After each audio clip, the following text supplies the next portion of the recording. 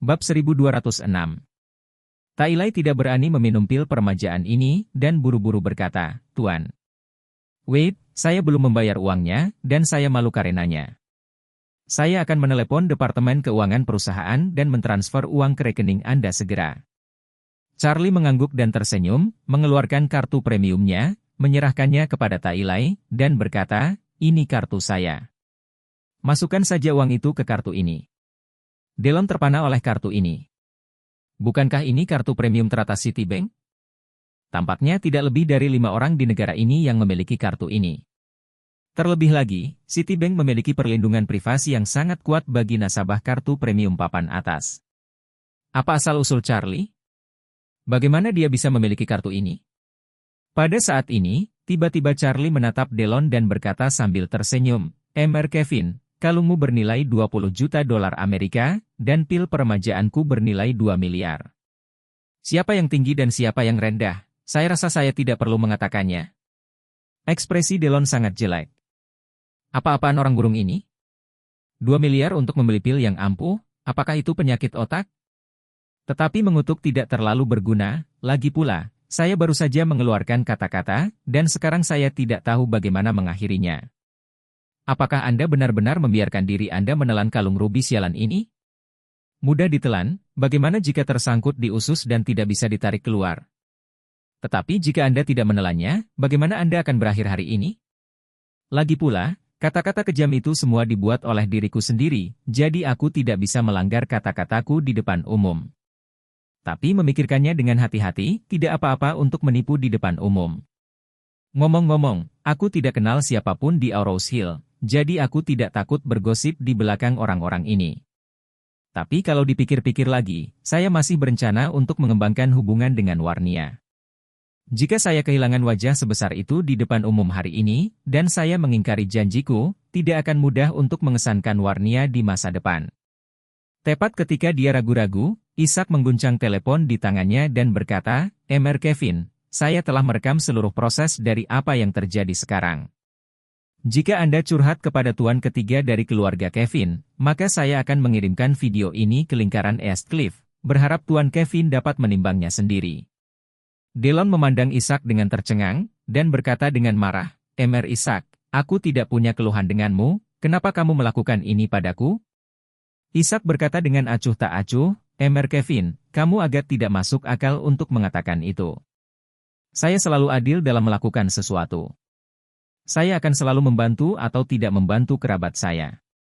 Masalah hari ini adalah provokasi Anda sendiri terlebih dahulu dan Anda mencapai konsensus. Mengapa Anda ingin mengingkari janji sekarang? Apakah hanya karena Anda adalah tuan muda ketiga dari keluarga Kevin? Dapatkah Anda berbicara tanpa bayaran? Saya ingat kakek Kevin dan leluhur mereka di dunia selama beberapa dekade. Dia terkenal dengan kata-katanya, dan kata-katanya setia. Jika Anda benar-benar mendapatkan karakter moral Anda akan mulai menurun?" Ketika Delon mendengar ini, wajahnya tiba-tiba menjadi sangat jelek. Tanpa diduga, Ishak sangat mengenal ayah dan kakeknya. Setelah nama belakang Kevin menjadi orang suci, bahkan seluruh dunia bersatu sepanjang hidupnya. Karakter keluarga Kevin yang lebih umum di zaman modern umumnya bagus. Delon adalah generasi karakter Jerman. Keluarga Kevin dari garis East Cliff dapat melangkah selangkah demi selangkah hingga hari ini, dan tidak dapat dipisahkan dari upaya tak henti-hentinya dari generasi nenek moyang Delon sebelumnya. Apalagi nenek moyang mereka, bahkan di generasi ayah dan kakeknya, memberi perhatian khusus pada kredibilitas, dan berbicara hal yang sama di luar. Delon tahu betul di dalam hatinya bahwa jika Ishak menyebarkan video ini ke lingkaran East Cliff, keluarga Kevin pasti akan menyapu bersih dan menjadi bahan tertawaan semua orang. Begitu keluarga Kevin tahu apa yang dia katakan hari ini yang dia tidak percayai, maka dia akan berakhir. Kakek akan menghukumnya sesuai dengan hukum keluarga dan bahkan memenjarakannya selama 2-3 tahun. Memikirkan hal ini, dia merasa kesal di dalam hatinya. Pada saat yang sama, dia menyesalinya. Seperti kata pepatah, jika Anda tahu hari ini, mengapa repot-repot? Bab 1207. Jauh di lubuk hati Delon, saat ini, dia sudah menyesalinya. Aku seharusnya tidak memiliki hadiah yang lebih mahal dari Charlie. Dalam perbandingan ini, dia sebenarnya harus melakukan aksi menelan rubi sekarang. Tapi dengan Ishak di sini, dia benar-benar tidak berani menipu, jadi dia mengertakkan gigi dan berkata, "Aku, Delon, selalu bersedia bertaruh." Dia memandang Warnia dan berkata dengan ekspresi yang sangat tertekan, "Nona Warnia, tolong pinjami aku kalung rubi yang kuberikan padamu." Ketika Warnia mendengar ini, wajahnya sangat jelek. "Apa yang Anda maksud dengan meminjamkannya kepada Anda? Maukah Anda membayar saya kembali ketika Anda habis?" Dia merasa mual untuk beberapa saat, dan buru-buru menyerahkan kotak hadiah, dan berkata dengan sangat serius, "Mr. Kevin, tolong ambil kembali hadiahnya." Delon juga menyadari saat ini bahwa dia telah mengatakan sesuatu yang salah, tetapi dia ingin menelan kalung itu di depan umum. Tidak ada keraguan bahwa dia hanya bisa mencabutnya setelah menelannya. Dia tidak bisa menariknya sendiri lalu mencucinya dan mengembalikannya ke Warnia, bukan? Memikirkan hal ini, ekspresinya sangat jelek, tetapi dia hanya bisa menelan ludah dan berkata, "Maaf, Nona Warnia, saya akan mencari hadiah yang lebih mahal untuk Anda lain hari. Tolong maafkan saya." Warnia buru-buru melambaikan tangannya dan berkata, "Tidak perlu, Tuan Kevin, saya akan menerima keinginan Anda, tetapi tidak perlu memberi hadiah." Delon tahu bahwa dia merasa jijik, dan ekspresinya sangat tertekan. Pada saat ini, Charlie tersenyum dengan tenang dan mendesak, "Mr. Kevin, semuanya menunggumu selesai makan, jadi jangan berkicau di sini." Wajah Delon gelap, dia mengertakkan gigi, melihat kalung rubi besar, dan merasa gugup. Mungkin sulit untuk menelan mentah-mentah ini. Jika dia bisa mendapatkan minyak, itu akan lebih baik. Jadi dia membuka mulutnya dan berkata kepada Kakek Song, "Kakek Song, tolong minta Koki untuk mengambilkan saya minyak zaitun." Kakek Song mengangguk ringan, dan menginstruksikan kepada kepala pelayan Boyu, "Pergi ke dapur belakang dan bawakan sebotol minyak zaitun untuk Tuan Kevin." Boyu segera berjalan dengan sebotol minyak zaitun yang belum dibuka, dan dengan hormat menyerahkannya kepada tuan muda ketiga dari keluarga Kevin. Charlie berkata sambil tersenyum tipis, tampaknya Tuan Kevin masih sangat berpengetahuan. Dia tahu bahwa meminum lebih banyak minyak di dalamnya bisa melumasi kerongkongan dan usus Anda, sehingga kalung 20 juta rubi Anda bisa keluar masuk lebih nyaman. Ketika semua orang mendengar kata-kata Charlie keluar masuk dengan bebas, mereka tidak bisa menahan tawa. Ketika Delon mendengar ini, wajahnya tiba-tiba menjadi sangat jelek. Charlie ini benar-benar tidak tahu baik atau buruk, jadi dia sekarat. Setelah kejadian itu, dia harus membunuhnya. Saat ini, Ishak mengingatkan dengan tidak sabar, "Mr. Kevin, saya tidak sabar. Jika Anda tidak makan ini, maka saya dapat mengirim videonya ke lingkaran East Cliff." Ketika dia mendengar ini, Delon berkata dengan cepat, "Ishak, jangan khawatir, aku akan memakannya." Setelah berbicara, dia mengertakkan gigi dan membuka botol minyak zaitun, menarik napas dalam-dalam, dan meminum setengah botol ke dalam perutnya. Setelah itu, ia menuangkan sedikit minyak ke telapak tangannya, mengoleskan kilau kalung itu, lalu memejamkan mata dan memasukkan kalung itu ke dalam mulutnya. Semua orang mengamatinya dengan saksama, dan bahkan beberapa orang baik telah mengeluarkan ponsel mereka dan merekam seluruh proses menelan kalungnya. Dia terlihat sangat sakit, tapi dia masih menelan ludah. Ketika dia merasa agak sulit untuk menelan, dia menuangkan sisa setengah botol minyak zaitun ke dalam mulutnya. Kemudian, saat minyak zaitun dilumasi dan dicuci, kalung itu akhirnya ditelannya. Charlie adalah orang pertama yang bertepuk tangan, dan berkata sambil tersenyum, "Mr. Kevin benar-benar memiliki bakat khusus, jadi saya sangat mengaguminya." Ekspresi Delon tersentak, jadi dia buru-buru berdiri dan bertanya pada Pastor Song, "Kakek Song, di mana kamar mandinya?" Bab 1208. Pada saat ini, pikiran pertama Delon adalah menyebabkan muntah dan memuntahkan kalung itu. Kalau bisa dimuntahkan kalungnya, itu lebih baik daripada mencabutnya kan? Boyu buru-buru berkata, "Tuan Kevin, ikutlah denganku, aku akan membawamu ke kamar mandi." Delon segera berdiri, diikuti dengan satu langkah. Ketika dia tiba di kamar mandi, Delon mencabut tenggorokannya, memaksakan rasa mual, dan terus memaksakan muntah. Beberapa kali, dia bisa merasakan kalung itu di tenggorokannya, tetapi dia tidak bisa memuntahkannya hidup-hidup atau mati. Delon berusaha keras beberapa kali, dan setiap kali dia menahan wajahnya memerah, bahkan hitam dan ungu. Pada akhirnya, tenggorokan dan kerongkongannya sakit sampai mati, dan seluruh tubuhnya kehilangan kekuatan untuk menyebabkan muntah.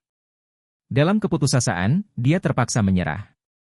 Ketika dia berpikir bahwa dia tidak bisa memuntahkannya, dia mungkin harus mencabutnya, dan Delon merasakan bulu-bulu di sekujur tubuhnya. Dia bahkan bertanya-tanya apakah benda ini akan tersangkut di ususnya. Maka dia segera mengeluarkan ponselnya dan menelepon dokter keluarganya. Segera setelah dia berbicara, dia bertanya kepada orang lain, "Dokter, saya menelan seutas kalung rubi, dan sekarang saya tidak bisa memaksakan muntah. Jika masuk ke usus, itu tidak akan membunuhku, kan?" Pihak lain langsung bertanya, "Tuan muda ketiga, seberapa besar kalung rubi itu?" Delon berkata, "Telurnya sedikit lebih kecil. Ini lebih besar dari telur puyuh." Pihak lain bertanya lagi, "Apakah ada yang tajam?" Delon berpikir sejenak dan berkata, "Tidak juga." Convenience mengatakan, "Dalam hal ini, Anda sebaiknya mengamatinya selama sehari untuk melihat apakah dapat dikeluarkan secara alami." Setelah berbicara, pihak lain menambahkan, "Yang terbaik adalah membeli beberapa obat pencahar dan meminumnya, sehingga dapat meningkatkan pergerakan usus dan mengeluarkan lebih cepat." Delon bertanya kepadanya, "Bagaimana jika saya tidak bisa mengeluarkannya?" Pihak lain berkata, "Jika Anda masih tidak bisa mengeluarkan dalam waktu 24 jam, maka Anda perlu memperhatikannya, karena jika Anda tidak bisa mengeluarkannya sepanjang waktu, kemungkinan akan menyebabkan obstruksi usus. Obstruksi usus adalah penyakit akut dan bisa berakibat fatal." Setelah berbicara, pihak lain berkata, "Atau Tuan muda ketiga, kemari sekarang, dan amati di sini. Begitu Anda menemukan ketidaknyamanan, Anda harus mengoperasi tepat waktu. Jika tidak, jika terjadi obstruksi usus, itu akan sangat berbahaya." Ketika Delon mendengar bahwa benda ini tidak bisa ditelan dan ditarik keluar, bisa berakibat fatal, dan dia gemetar karena marah. Apakah ini? "Buat taruhan, jangan beritahu saya jika saya kehilangan muka, dan itu DMN mengancam jiwa." Memikirkan hal ini, Delon sangat membenci Charlie sehingga dia ingin segera membunuhnya. Tapi masalah terbesar saat ini adalah keselamatan hidupnya sendiri. Jika sesuatu terjadi dan dia mengakui hidupnya untuk masalah sepele ini karena taruhan, maka dia akan kalah. Jadi Delon segera mengeluarkan ponselnya dan menelepon kapten dari jet pribadinya, "Kapten, di mana kamu sekarang?" Delon hanya naik pesawat pribadi ayahnya sore ini dan bergegas dari East Cliff. Karena dia telah merencanakan untuk tinggal di Aurous Hill selama beberapa hari, kapten berencana untuk menerbangkan pesawat kembali malam ini. Bagaimanapun, pesawat ini digunakan oleh ayah Delon hampir sepanjang waktu. Delon mengira jika pesawat itu tidak kembali ke East Cliff, dia akan segera mengikuti pesawat itu kembali. Jangan katakan apapun untuk membiarkan kalung rubi di perutnya ini membunuhnya. Bab 1209. Pada saat ini, kapten jet pribadi Delon sedang bersiap untuk lepas landas di Bandara Aurous Hill. Setelah menerima telepon dari Delon, dia langsung berkata, "Tuan Kevin, saya antri sekarang, siap berangkat ke East Cliff." Delon berseru, "Anda segera mengajukan permohonan ke menara untuk penundaan lepas landas, dan kemudian mengendarai pesawat kembali ke apron jet bisnis. Tunggu aku akan kembali ke East Cliff malam ini." Kapten bertanya dengan heran, "Anda baru saja datang ke sini siang ini? Bukankah kamu mengatakan bahwa kamu ingin tinggal di sini selama beberapa hari, jadi mengapa kamu ingin kembali sekarang?" Delon berkata dengan tidak sabar, "Jangan khawatir, bawa pesawat kembali ke apron jet bisnis dan tunggu aku. Saya akan datang ke bandara sekarang." Kapten buru-buru berkata, "Oke, Tuan Kevin, saya akan mendaftar ke menara sekarang."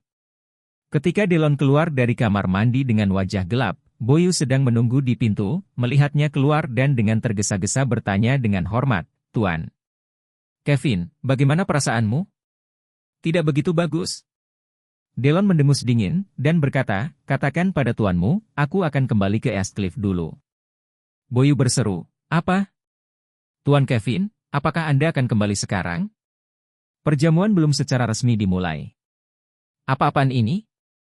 Delon sangat kesal dan berseru, "Beritahu tuan tua Anda, saya ingin memberi keluarga Song kesempatan besar kali ini." "Sayang sekali keluarga Song Anda benar-benar tidak baik untuk itu." Bagaimanapun, Delon langsung melewati ruang perjamuan dan bersiap untuk pergi. Boyu tahu bahwa Delon pasti sangat marah, jadi dia bergegas kembali ke aula perjamuan dan melapor kepada Tuan Song. Ketika Tuan Song mendengar bahwa dia akan pergi, jejak penyesalan muncul di ekspresinya, tetapi dia dengan cepat kembali normal, dan berkata dengan tenang, karena Tuan Kevin akan pergi, biarkan dia pergi. Honor tiba-tiba menjadi cemas, dan berseru, "Kakek, Tuan Kevin ada di sini kali ini, tetapi dia ingin bekerja sama secara mendalam dengan kita. Bagaimana kita bisa membiarkan dia pergi seperti ini?" Pastor Song bertanya kepadanya, "Dia pergi, apakah kita masih bisa menahannya?" "Oh," Honor berkata dengan cemas, "Kakek, kamu bingung. Kamu adalah orang yang berpandangan jauh ke depan, tidak bisakah kamu menebak tujuan Tuan Kevin datang ke rumah kita kali ini?" Ketika Warnia mendengar ini, dia berseru, "Saudaraku, bagaimana kamu bisa mengatakan itu kepada kakek?" Warnia tidak memiliki ayah dan ibu sejak dia masih kecil. Di matanya, kakek Song tidak hanya memainkan identitas kakek, tetapi juga identitas orang tua. Oleh karena itu, Warnia tidak bisa mentolerir sedikit pun rasa tidak hormat terhadap Tuan Song, bahkan dari sepupunya. Honor menatap mata Warnia, dan jejak kebencian melintas. Dia berkata dengan penyesalan, Kakek, keluarga Kevin, alasan mengapa mereka datang ke keluarga Song kami pasti karena kekuatan keluarga Wu sedang menurun. Kursi keluarga pertama di Aurous Hill telah dikosongkan. Keluarga Kevin harus berharap untuk ikut campur, jadi saya pikir tujuannya datang kepada kami pasti untuk bersatu dengan kami, dan keluarga Kevin akan mendukung kami untuk menjadi keluarga pertama di Aurous Hill. Kedepannya, kami juga akan mematuhi keluarga Kevin, yang setara dengan memiliki pendukung yang kuat di East Cliff. Ini yang terbaik dari kedua dunia. Nyatanya, Tuan Song sudah menebak maksud sebenarnya Tuan Muda Kevin datang ke sini. Pahlawan tua seperti dia yang memulai dari nol, meskipun dia sangat tua, dia masih memiliki pemahaman dan pemahaman yang sangat canggih tentang situasi. Dia sudah lama menyadari bahwa dengan penurunan keluarga Wu, pola keluarga Aurous Hill pasti akan diubah. Raja-raja lama mundur dan raja-raja baru berdiri. Ini adalah kebenaran dari sejarah yang lebih kuno. Namun, dia tidak pernah menyangka bahwa keluarga Song bisa memiliki kesempatan untuk menjadi raja baru dari keluarga Aurous Hill.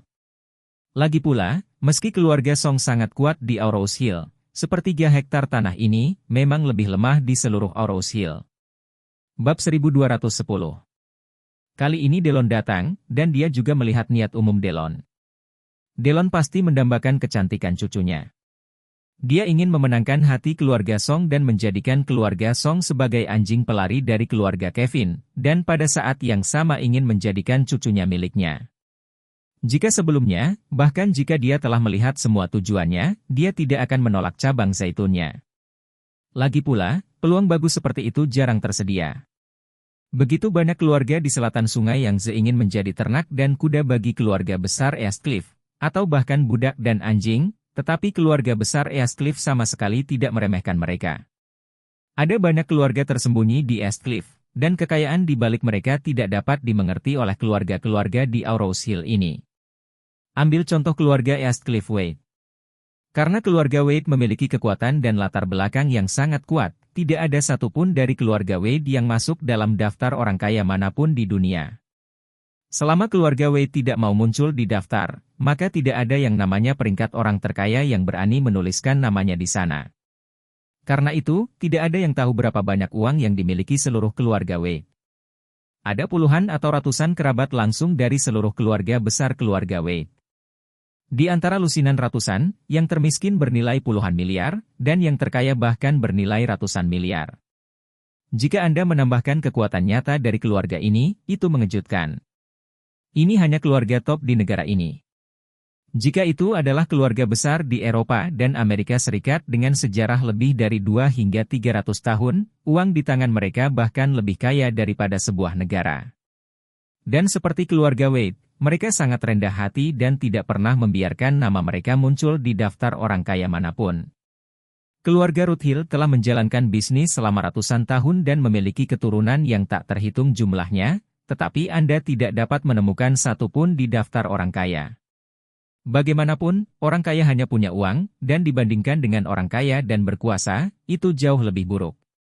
Bagaimanapun, keluarga Kevin tidak dianggap sebagai keluarga top di East Cliff, jadi mereka akan fokus di area Aurous Hill. Jika diubah menjadi keluarga Wade, tidak ada keluarga di selatan sungai Yangtze yang akan terlihat.